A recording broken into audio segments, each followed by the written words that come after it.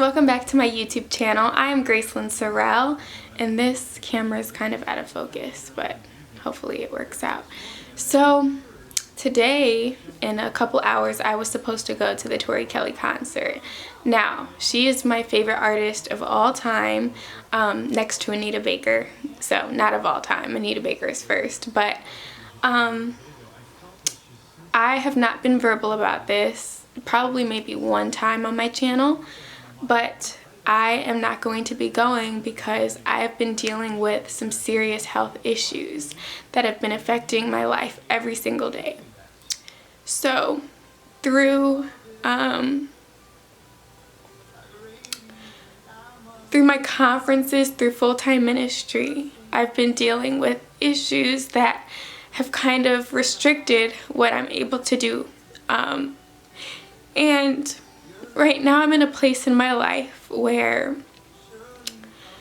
I feel like nothing is really working with anything, with my finances, with where I am. I have nothing to my name. All I have is a message. All I have is purpose. All I have is Jesus Christ. And I know that if you're watching and, you're a Christ follower, then you should be saying, like, well, that's enough, and Christ is more than enough for me, and there's no but I want you to understand what I'm saying when I say that when you have no earthly possessions, you feel like you're failing. And I don't know, like, what I'm gonna do tomorrow. I don't know what I'm going to do today because the health issues have really taken a toll on what I'm able to do. And so I work from home. I do everything that you guys see. I've prayed for a team for so many years. I don't have enough donations or seeds to fund anything, and so God is absolutely a provider, and He has provided thus far so that I can do some of the things that I've dreamed of for my ministry. And everything that you've seen has been provided by God, and whether it was through scrubbing toilets or, cleaning bathrooms. I've had a temporary job just, when I want to do it. And this is the ministry life. I mean, it's not easy, and I just wanted to get on here and say that there's so many attacks. There's so many attacks. And those attacks make you want to just stop, and they make you want to rethink, like, God, is this really what you've called me to? And if it is, then why do I have to suffer? Why do I have to strain to do everything and struggle to do everything? And I've never understood that until now, that there's a reason for it, and I don't know exactly why, and it's super hard, especially when you've gotten so many prophetic words on who you're gonna be, where you'll be going, and you're not there yet. You're just not there, and you feel like you're never going to be there because of the place that you're in now. And I'm not able to function like a normal person every day. I'm not able to eat the foods that I want to eat. I'm not able to live life as a 19-year-old the way that I thought I would. Right now I thought I would be in college. I think I would have been in my second or third year. I thought I'd be at Columbia College Chicago for radio and TV broadcasting. I thought I would, just have a lot more friends than I have. I thought I would have a lot more money. I have nothing. And on top of that, it's like many people don't understand this life.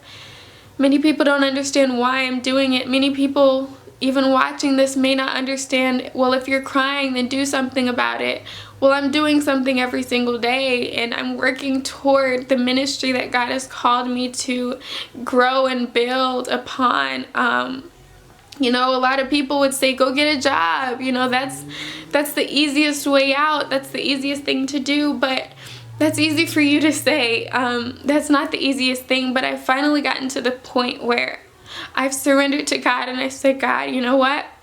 If it takes a job, I'll go do it. If it takes whatever, you know, whatever I don't want to do, I'll go do it. I'm already in such an uncomfortable position to where I can't even live my daily life without struggling, without crying, without, you know, having to call on Jesus, my Father. And so I've made the decision to not go to this concert tonight, my favorite artist, because I couldn't even function really in my bed. So if I can't do that, I was just like, well, let me be wise and, you know, yeah.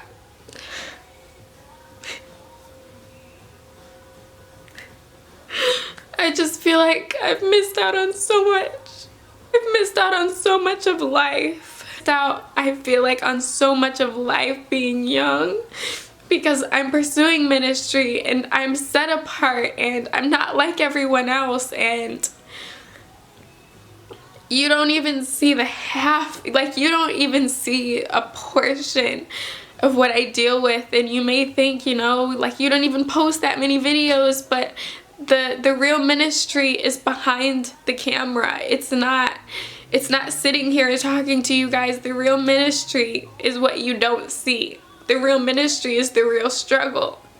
And that's why I say to anyone wanting to pursue full-time ministry or just ministry at all, to make sure that you're called by God. Because this is not a life that you know, it's not a life that's super exciting. It's not a life that is just exhilarating. It's a life of sacrifice. The sacrifice that you didn't even think you had to sacrifice. Like, oh, Father. This is, I don't even know. I don't know. I need about $7,000 to get to Los Angeles, California this summer for my conference, People of Purity, that I felt like God called me to this summer. I have none of it. Nothing. Zero. Because every single event that you see, whether it's free or not, I have personally invested into that. And I know that you have a lot of opinion on, you know, the job thing and the college thing and the, well, you could just do something temporarily. I know that you guys all have an opinion about it, and you can all tell me what to do, how to do it, because you're trying to help, and I understand that, and I thank you for that. But I have to follow God's lead, and that's not always the ideal thing. That's not always the easy way out. The plan is not always, it's not ideal, you know. It's not the thing that everybody would say, oh, just go do this and it's easy. Like, honestly, I want to say that God's way is the hard way, but it's the best way. And He knows the plans that He has for us, and they're good and they're perfect. So, yeah. Another thing that has really bothered me was the fact of feeling like I'm letting my grandparents down. They were educators, and I'm not in school right now. And when I talk to them, I just feel this shame and this guilt, because I feel like they're not proud of me, and I feel like they're not going to support me because they don't really know what I'm doing. And quite frankly, I don't really know what I'm doing. I'm just following God. And sometimes that means, you know, blindly chasing His will. It means faith. And faith means believing when you can't see. And so I don't quite know how to tell them what exactly it is that I'm doing. All I can say is I'm pursuing full-time ministry, and I'm hosting conferences, and I'm working on writing books, and every day is a new journey. Every day is a new day where I don't know, like, what's next or what I'm doing. I'm creating courses for people. I'm trusting God ultimately, and people don't really understand that, and sometimes I don't understand it, and that's okay. And it's so discouraging because it's a lonely journey, and it's a journey where you never really understand and you never really comprehend, you know.